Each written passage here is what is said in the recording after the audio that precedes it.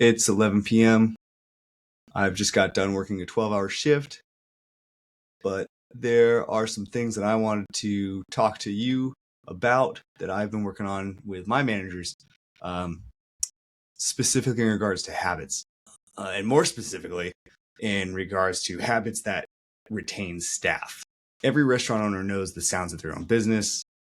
You know the sound of the printer stuttering during the rush. You know the sounds of glass breaking in the dining room. You know the sounds of a guest complaining at the host stand. But there's a sound that is way more dangerous than all of those, and it's the sound of the back door closing for the last time, like ever. Right now, depending on whose stats you believe, the turnover rate in the hospitality industry is somewhere between 75 and 95%. What that really means is you're turning over basically your entire staff every single year. And we love to blame the industry. We blame the long hours. We blame the difficult guests. We blame the new generation that doesn't want to work. And there is a huge financial implication to high turnover, but we're really not going to get into that portion of this today. But here's the uncomfortable truth that usually doesn't come up during the manager meetings. Most of the time, your staff isn't quitting the work. They're not quitting because of difficult guests. They are quitting management. They're quitting bad management. They're quitting us as managers. You might not be a bad manager. I don't know. In this video, I'm going to walk you through 4 specific behaviors and habits from the management side that quietly kill the restaurant from the inside. These are habits and behaviors that drive your good hires out faster than you can hire anyone. And I'm going to give you concrete ways to 86 each one so you can keep the staff that you've worked so hard to train. I'm taking my glasses off because this is serious. And there's also a glare from the light above me.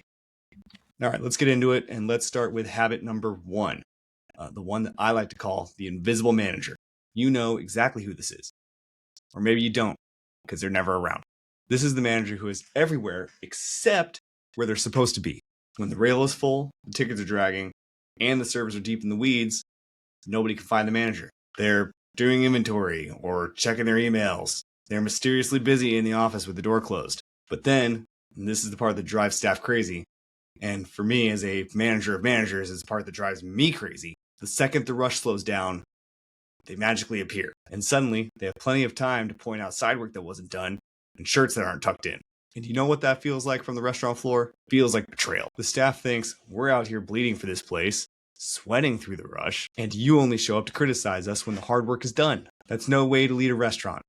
That's no way to lead your staff. This creates what I like to call the resentment gap. It's when your team feels like you're watching the war from a very safe distance instead of being in the trenches with your troops. You lose their respect immediately. And in this industry, once you lose the respect of your staff, it doesn't matter what policies you put on the wall, you're never getting it back. And people are already mentally checking out anytime that you're on the floor. So how do you 86 this habit? Simple. You implement a little rule for yourself. I call it the 10-minute rule.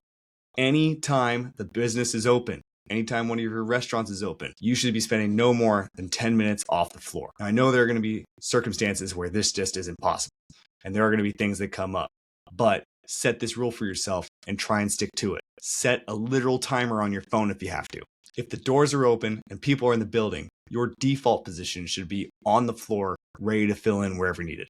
That means running food, bussing tables, pouring waters, making cocktails behind the bar. If your bartender won't kill you for going back there, you should help expo. You should be the one that the staff sees hustling the hardest, not the one that they only see when things go wrong. When your team sees you doing the unglamorous work, you earn the right to give them feedback. In a restaurant, they don't need to earn your respect. You need to earn theirs. They are going to start listening to you because they know that you've been right there with them the whole time. That one shift where you go from invisible critic to visible teammate can save you more in staffing than one hiring ad will ever do for you. Habit number 2. This is what I like to call weaponized scheduling. If you want to know why your best line cook just ghosted you, don't start by looking at their work ethic. I would start by looking at the schedule that you posted last week. Now, the classic example here is the clopin, right? A bartender shutting down the bar at 2 a.m. just to have to be back at 9 a.m. the next morning. And for years, people in the industry and bartenders especially have kind of treated this like a badge of honor.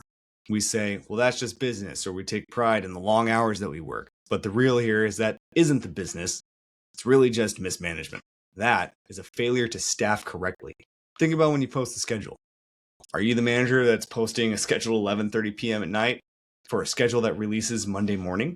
What message that really sends to your team is that your life is secondary to my disorganization. You're telling people that you own their time. And that, when you say it out loud, sounds ridiculous. When people can't commit to a doctor's appointment, can't commit to a kid's school function or sports function, or can't even say yes to a date because they have no idea when they're going to be working, they don't just get tired. They start building a life that just doesn't include your restaurant, and they start building resentment. And the reality is, by the time they've actually given you a 2-week notice that they're going to leave, that decision was made months ago. To 86 this habit, you need 2 non-negotiables. First, the schedule is posted at least 2 weeks in advance.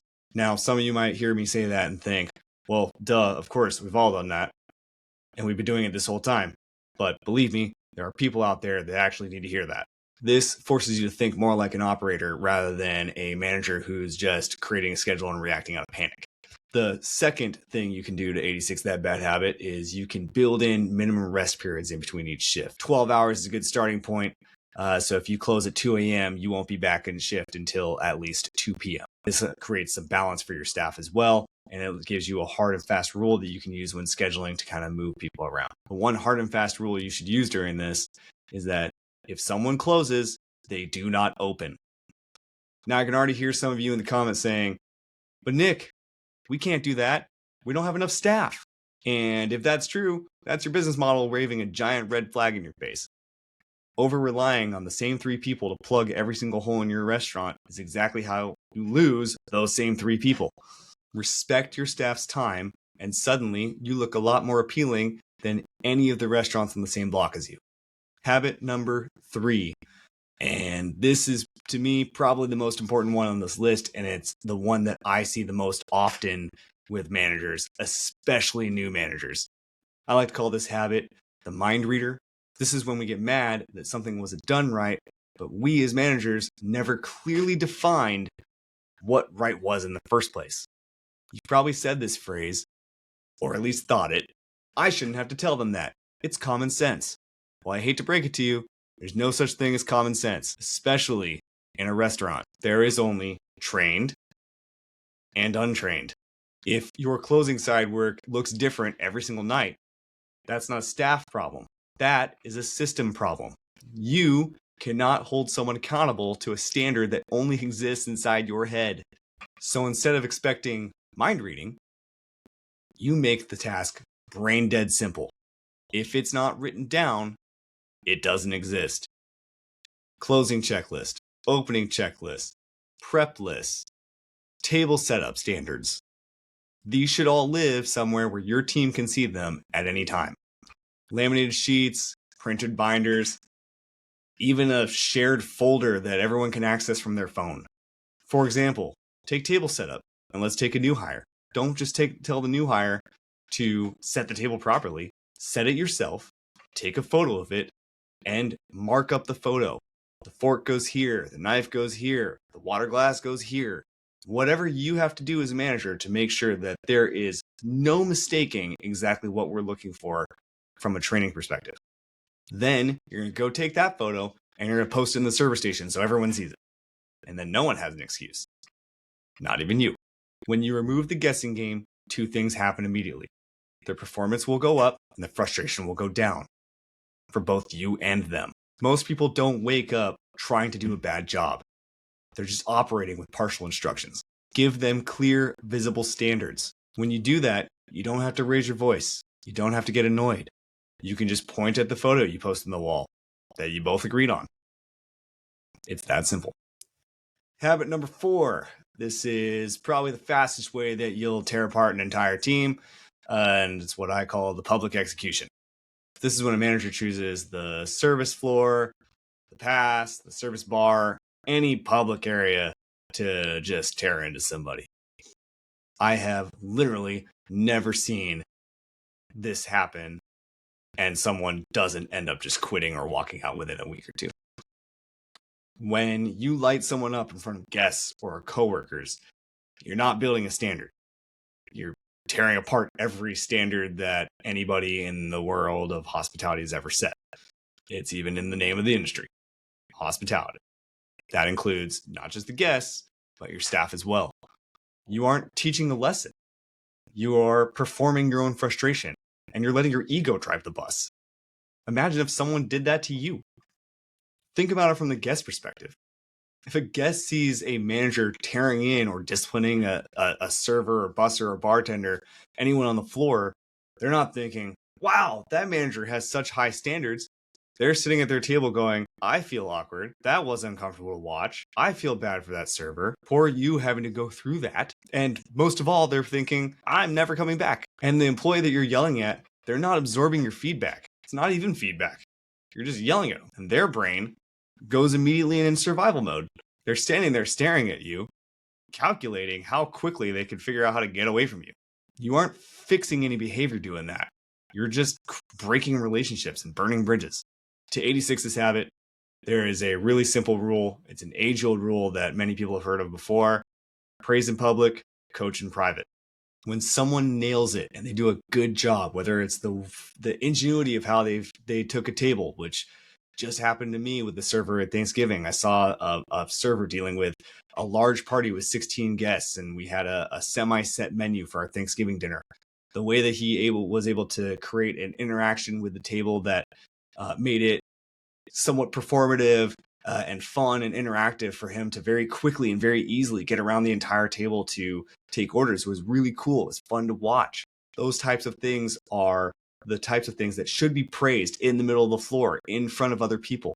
Maybe they also upsell a really great bottle of wine or a new whiskey or a product that you've just brought in that you're excited to sell as well and to have on the floor. Those are the times where you praise in public. You say their name out loud. You give credit where credit is due. But when there's a problem, you need to step off the floor. You can't have those conversations in the past. You can't have them in the server area. You got to find a more private place so you can have a little bit of coaching session. It turns from someone feeling that they're being directly criticized into someone who sees you as someone that's actually trying to lift them up and coach them. You got to wait till there's a natural breathing point in service. Don't do this when someone is completely slammed and they've got a full section. The only time I would break that rule is if it's something so egregious that needs to be addressed in the very moment. That conversation can still be direct. You can still be firm. But now the conversation switches from being something that's humiliating into the two of you solving the problem together. So if you're looking around your restaurant and you're trying to figure out why you can't keep a solid crew, don't look at the job market. Start with the mirror. Ask yourself honestly, am I invisible when it matters? Am I using the schedule as a weapon? Am I expecting the staff to read my mind to expectations that they don't understand? Am I openly criticizing my staff in the middle of the floor? Hospitality isn't just for the people paying the bill. It all starts with how you treat the people on your payroll. When you 86 these 4 habits, you aren't just being nice. You are building a business where people want to stay, develop, and help you grow. If you've ever seen or witnessed some of these habits, drop a comment below with your story. If you want me to touch on any issues or things that you've seen come up in your restaurants, let me know as well. Subscribe, like, and I'll see you at the pass.